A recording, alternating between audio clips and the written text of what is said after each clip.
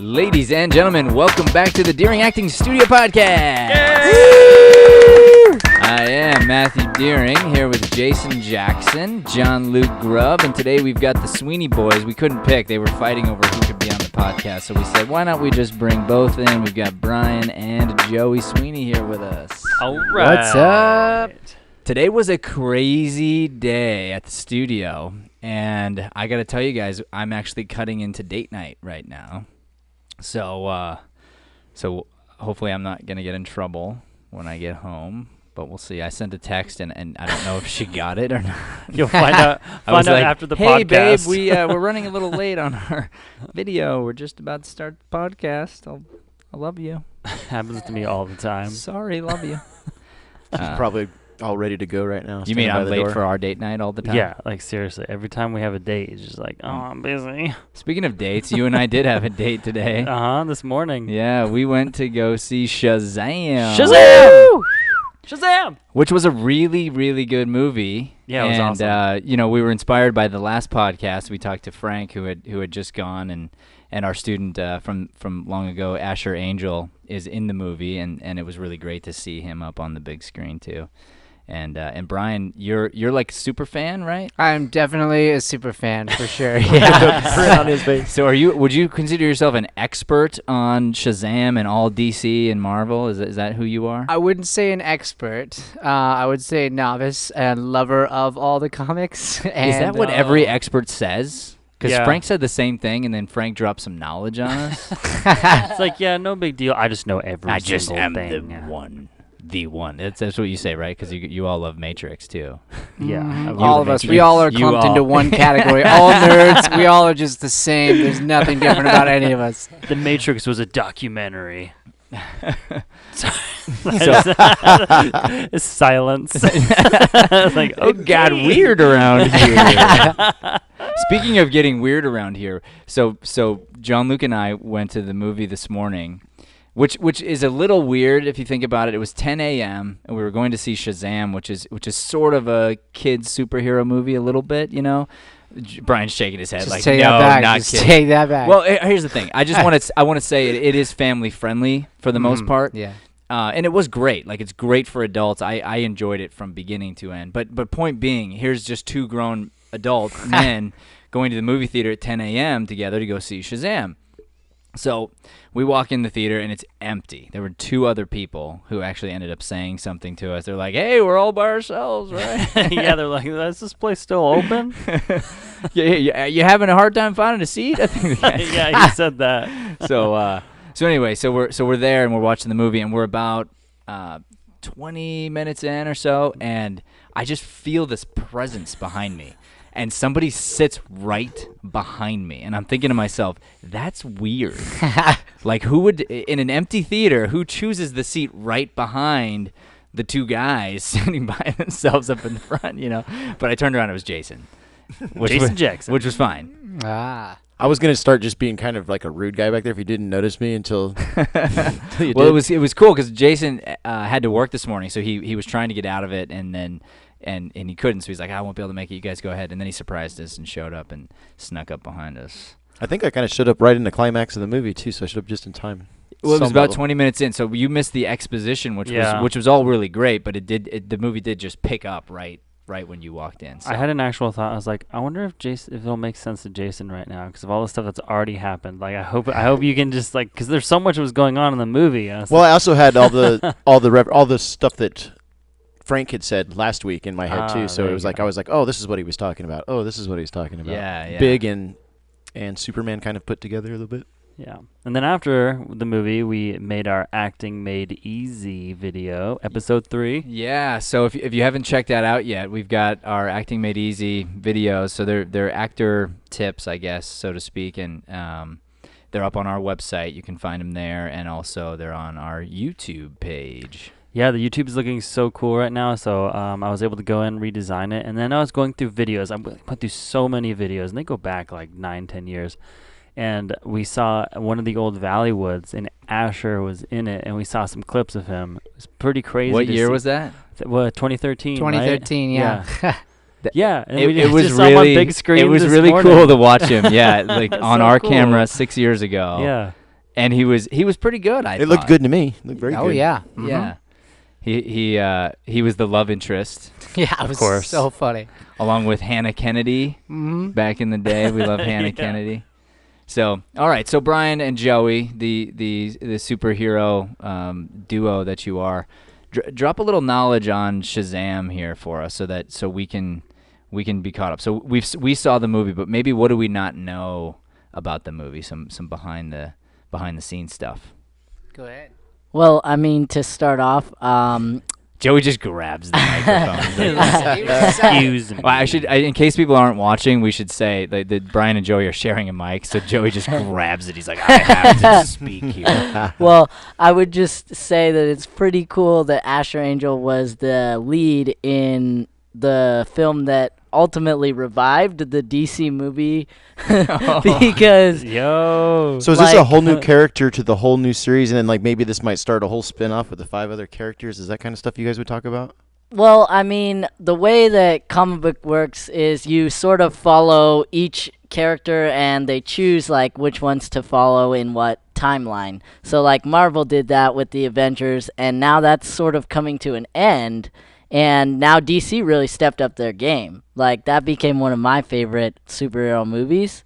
So that's really cool. Okay, so speaking of Marvel for a second, Brian was telling me in the lobby something you guys probably don't know. I didn't know about this. So there's this whole backstory with Shazam and where things started back in the Marvel days or something. Drop the knowledge, Brian. Okay, absolutely.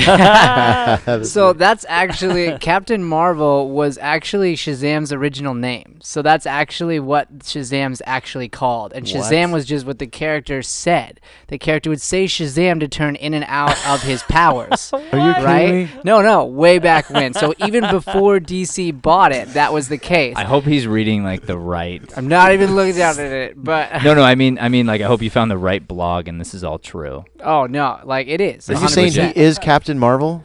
Did I hear that right? The original? Yeah, absolutely. Okay, and this was back when. When was the Captain Marvel written? I don't have the dates, but it was Okay. like before the 50s, like way Okay. back when, and it was before DC even took over that franchise, that part. Okay, so then then DC bought this Captain Marvel character, or essentially, bought the yeah. comics? So there was like so the original comic people who were doing it stopped because there was like certain copyright things that DC was saying that they were trying that Shazam was too similar to Superman, and that they were trying to do it. So originally they were just like, "Hey, we're done with this Shazam thing," and then DC absorbed it. No, Captain Marvel thing. The Captain Marvel, yeah. Yeah. And then DC absorbed it Oh, I and get then it. turned the Makes name to Shazam because Marvel came along. came along and had the yes. So I mean, you may not know this, but did Marvel come after DC, or did As far as the character itself? no, like the companies?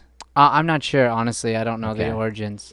Do we have a Google Power? Well, because I'm sure we could. that'd be interesting to think about, right? So if Marvel already existed and then DC buys Captain Marvel, right? But now Marvel's come back and they introduce this other character, Right. Captain Marvel, which is a totally different character, female. Yeah, and the crazy thing, because there is that like little competition between the two in that sense that Little? they It's a both. tiny It's huge. It's huge. And they both came out like right after each other. Literally within the fact that both those movies dropped within a month of each other is insanity. That like is. it's so crazy. Okay, all right. So yeah, I'm just I could keep going. So we'll probably have to Google deeper to find out all the hidden meanings. It's like here. one of Yeah. those bands where they break up, but they're so bitter. Each band member makes really great music because he's trying to outdo the other one. Yeah. It's always in That's right. competition. yeah. So it's like their enemy. I don't know if enemy is the right word, but their competition is their best motivator. Oh yeah. absolutely. So Joey's had a long day today too. You set up a great podcast here, Joey. Appreciate that. Thank you. Joey. And he was running around chasing us as the boom man on our video. So we're just a full-fledged production going on here. JL. We're making it happen. Yeah, thanks to this awesome team. It's unbelievable. I feel so grateful to be sitting at this table with you all. Why was John Luke wearing sunglasses in here when I came in? You'll have to watch episode 3 to Watch find the that out. episode. I was confused You by also that. have to find out later why Shay had water poured all over her head, and why my dog Champ was here. There's just so many things. There's so many questions that will drive you over to Acting Made Easy. I want to know now, really, really bad. I thought I couldn't tell if they were doing something or if they were just messing with me. No, we were actually filming when you walked in. I know, and I didn't realize that. I thought they were pranking me or something. So I was so worried actually that you were gonna walk in the shot because I was rolling, and you started to walk over to Matt, and then you just sort of clenched your jaw and walked the other way. Like they're doing something. I should just turn around. Well, the door wasn't shut or anything, so I didn't really. Anyway, it should have been more obvious. All right, so back to Shazam. What were some? Let's talk about some highlights and some favorite parts, and we can maybe break down some of the acting a little bit. Anybody? I know my favorite part. Okay, hit Say me. it. When Hear it. catches the bus and he goes to set it down. Oh, and the dog. Oh, the And dog's dog there. won't move. Oh my Like God. my dog and me have that all the time. And I got to tell you that actor, his name is Zachary Levi. He plays the grown-up Shazam character. Mhm. He was funny, like Really funny. really I funny. agree. And just solid from beginning to end. And the second he popped up, I mean, it was like you believed it. And I could tell that him and Asher must have spent a lot of time together, because in the whole exposition part, I don't know, you could tell what the directors were doing with Asher, as in he had to amplify his personality a bit. Oh, so that it came out in the other And character. yeah, and he had to kind of bring up a little bit of the silliness, even in like the more serious situations early, so that it justified the grown-up Shazam being that sort of big personality that he was. And then I think you really got to see some of Asher's, I'd say, acting chops a little later when things got really serious for him later in the movie. Yeah, they both characters, like, their energies are very similar, so they must have like kind of studied each other. It was really cool, and like, yeah, it was awesome. Asher was great, and then what's the other guy, Mr. Levi? What's his first name? Zachary Levi. Yeah, so Zachary was great too. Just like their chemistry together, and then also with the other character, his foster brother. Yeah, his name is Freddie. Jack Dylan Grazer. Oh my gosh, like just that dynamic between all those characters, just so cool to watch. It was really nice. Yeah, they crushed it. Yeah, very, very cool. There was a lot of comedy in this. I laughed out loud at least 5 or 6 times. There was. Yeah. Like I didn't realize how much superhero movies are comedy. I mean, if you take away the fact that they're a superhero movie, you just say it's a comedy. Yeah.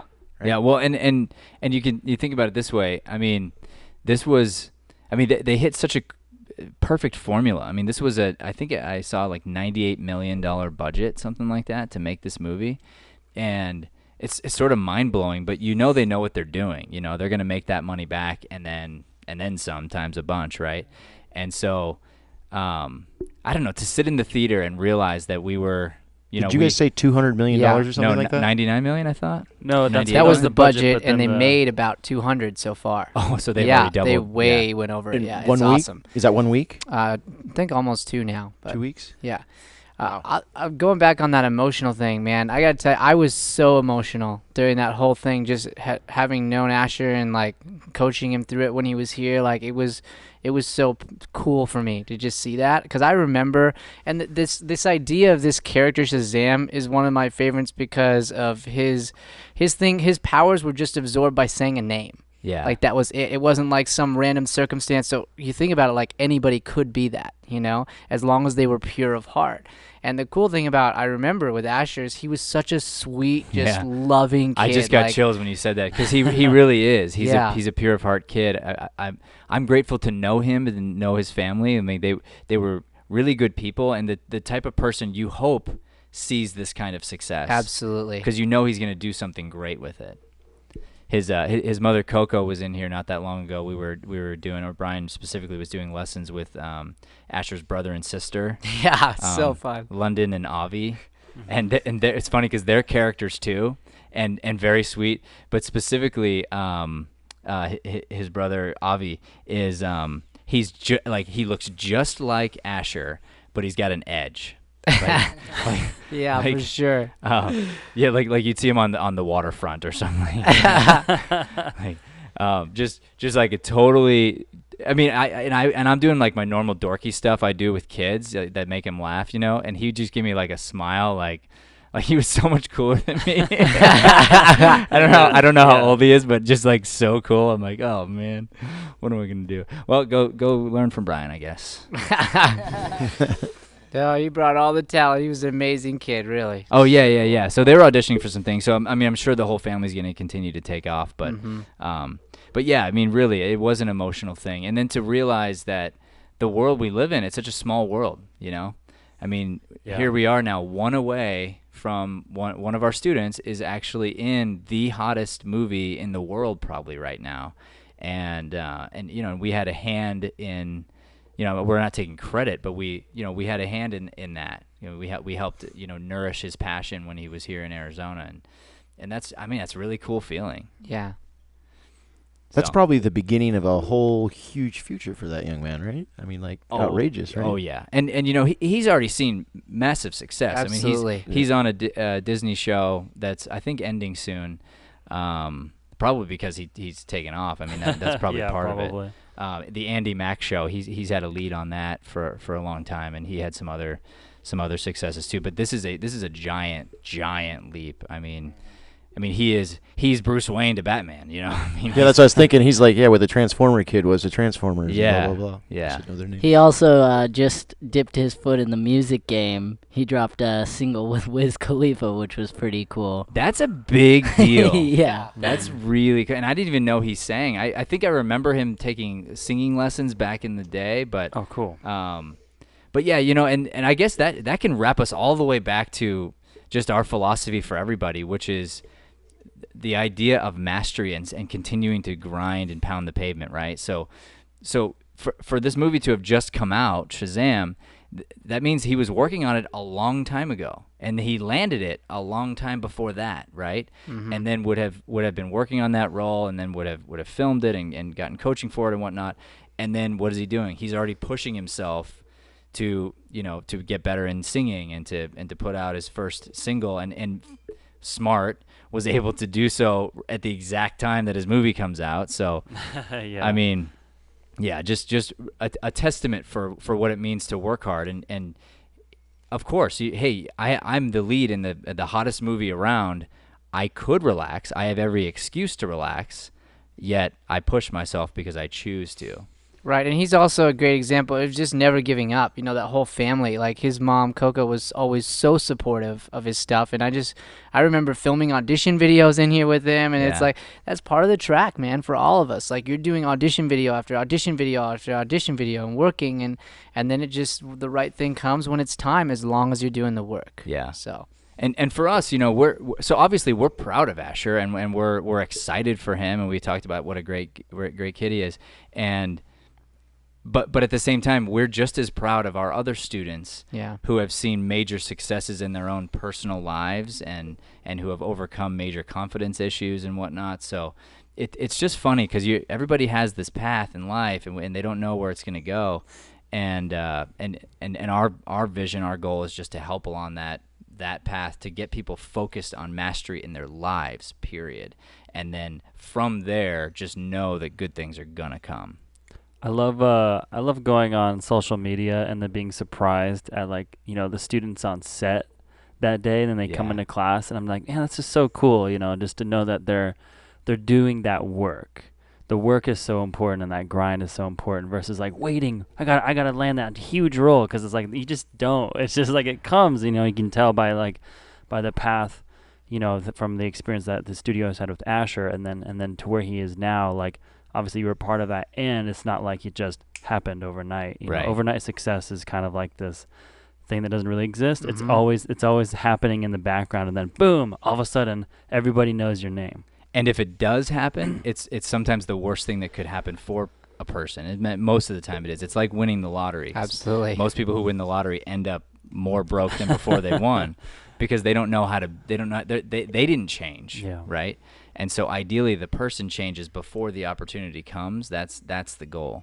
JL, would you mind speaking really quickly on you were mentioning something to me that I think would be a fun topic here, the idea of that wrestling match in your own mind.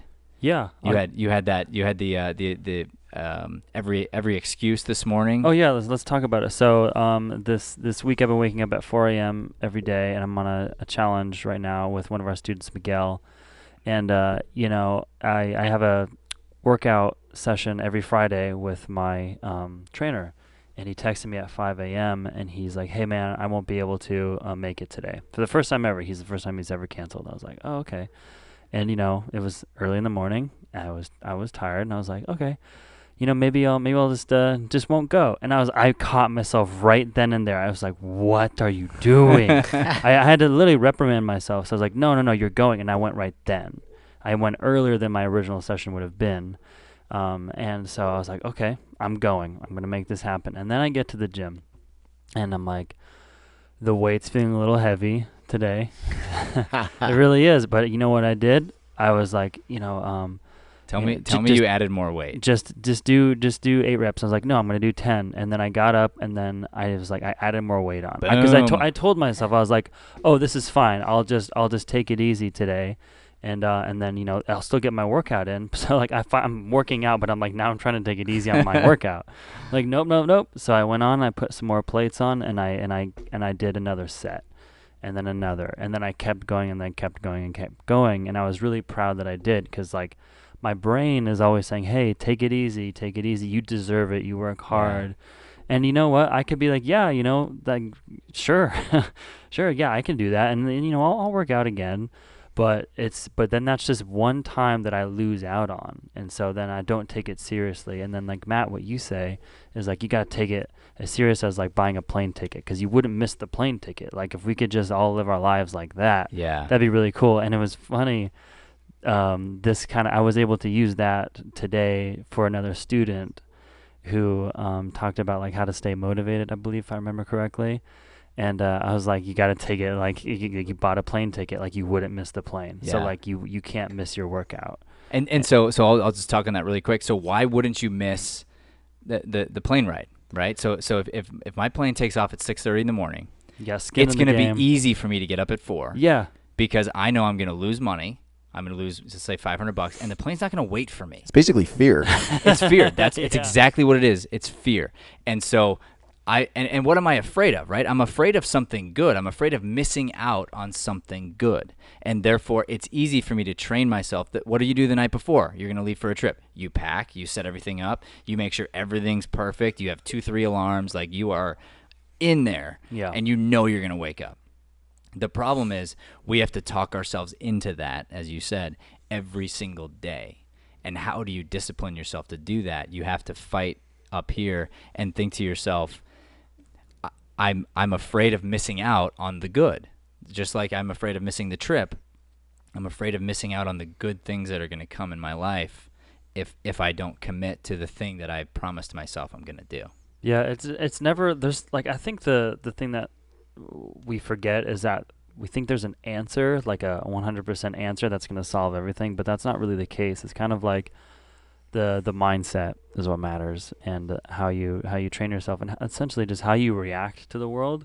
Like I could react to my sleepiness by giving myself a break, or I could actively do something else that will take the place of my tiredness, which is work out or be more active or make a song or read or something, versus just giving myself some slack. And then when I do that, that translates to the rest of the day.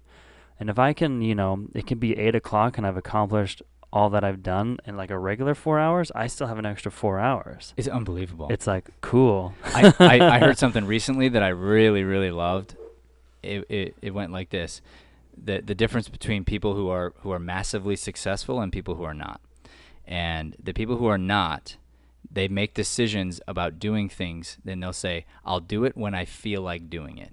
When it's convenient. And the people who are massively successful say, I'm going to do it, and then it will make me feel good when I'm done. And that's really the difference, right? So it felt good after you left the gym, not during, not before. And so you make the choice. You have to fight this thing. And our minds are always going to try to take us to the path of least resistance. That's the way we've been biologically created, right? So we want to hide from things that would hurt us, right? And so we have to continually be talking to ourselves and winning that battle. Yeah. I had another example of that. I mean, we talked about it recently when I was making the excuses and we had a baby, right? It was a great thing, but I started making excuses and held myself accountable. Just yesterday, my editor emailed me back with the for her first revision of my book, and she marked up the whole thing. And I'm not That's surprised. good. This That's is my good. first book. I'm really not surprised by it. No, but honestly, was it more than you thought it was going to be? Oh, way more. Yeah. Okay. And it's exciting because I have a whole new vision for the book now, and it's so much more specific, and she knows what she's doing. She's worked with some amazing authors, and so I feel just grateful and honored to be working with her, right? But I had to fight my mind, because when I got it, I looked at it, and then she had this long list, and I read her whole thing, and good for her, because at the end she said, my first suggestion is that you just reread this email 3 or 4 times and let it soak in, because I know it's a lot. And then and then there's the deadline that we had already pre-established, which was that my version after hers was going to be, I think it's May 2nd, right? And I looked at that, and my jaw just dropped, because I'm like, this is almost an entire rewrite of this book. In 2 weeks. Yeah.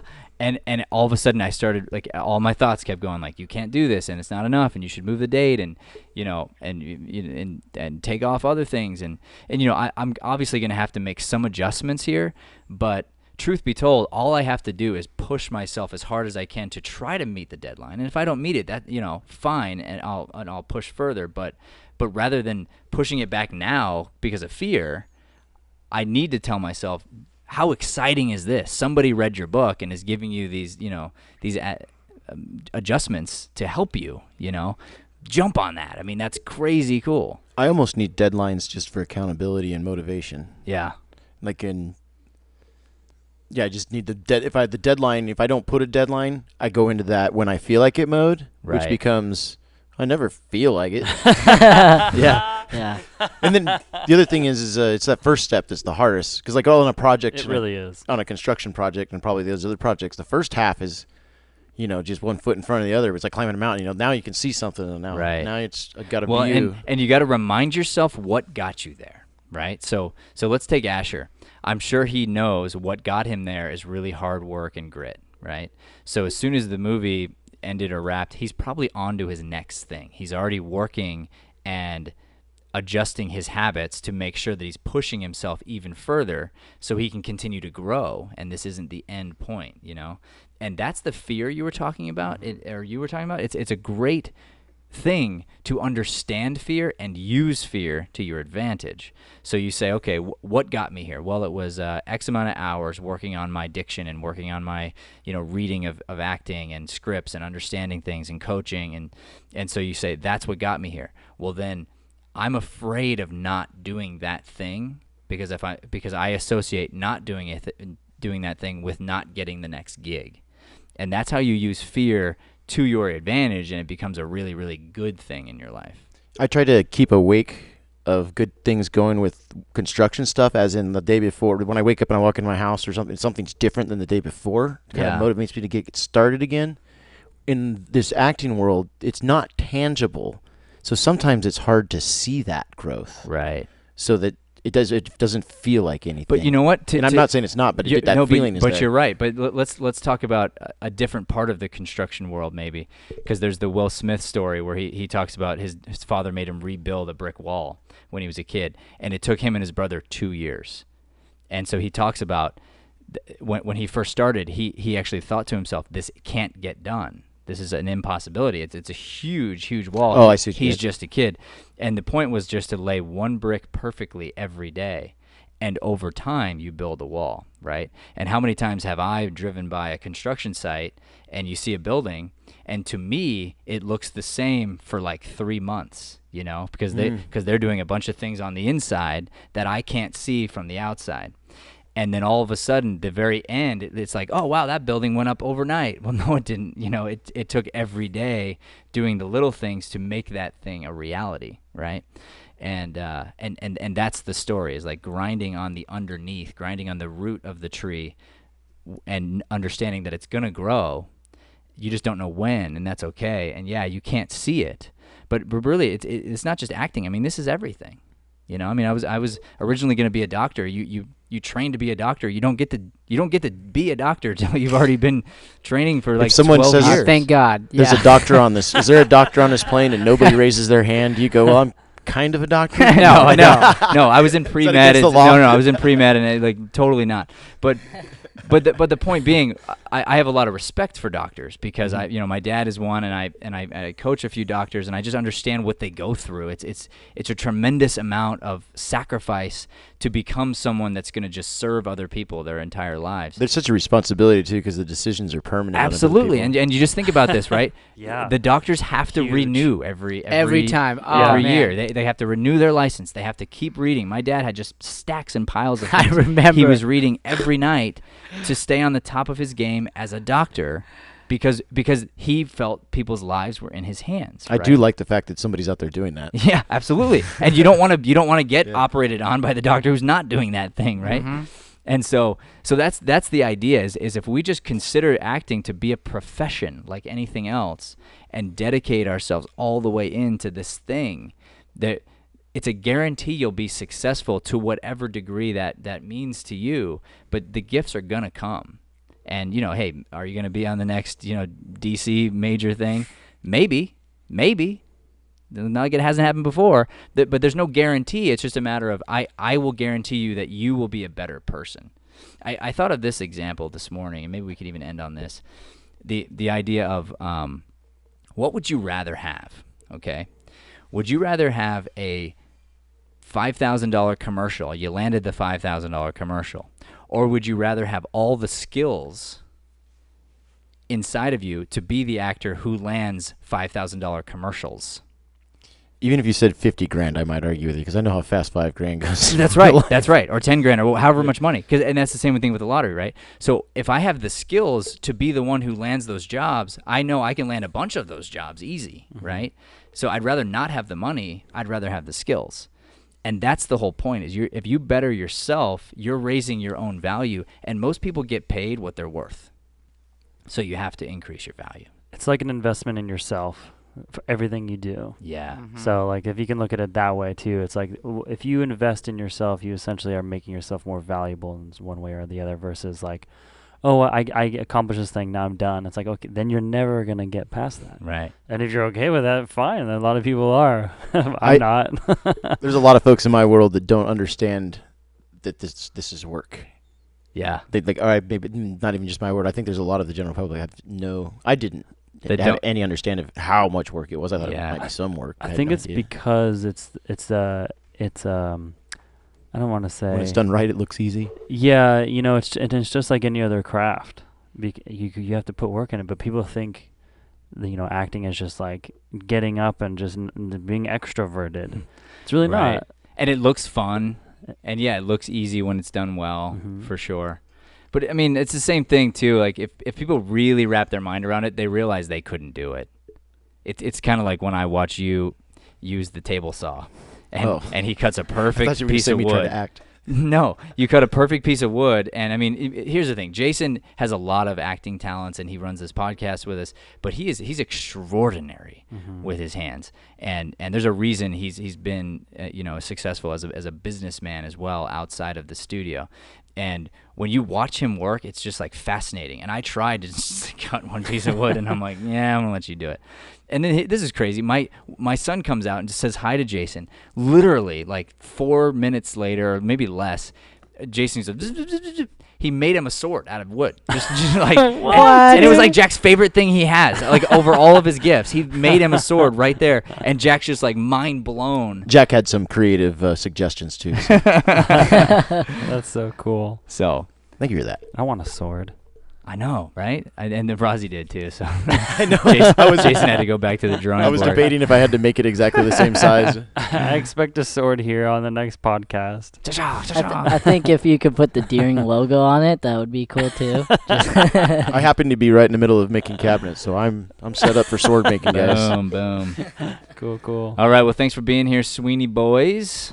Appreciate it. Thank Thanks you, for guys. having Thank us. you, everybody. Thanks for And having us. actually, before we wrap, I'm just going to mention on the, I believe the next podcast, we're going to have Matt Engelhart here from Ford Robert Black. Yes. So that's going to be very exciting to get Awesome. his insights on the local industry here. And Matt's a fascinating man. He has a writing partner out in L.A., and he does a lot of really cool stuff. So I'm excited to talk to him and get his insights for our audience. So that's it. All right, everybody, have a great Boom. rest of your day. Thanks, everybody.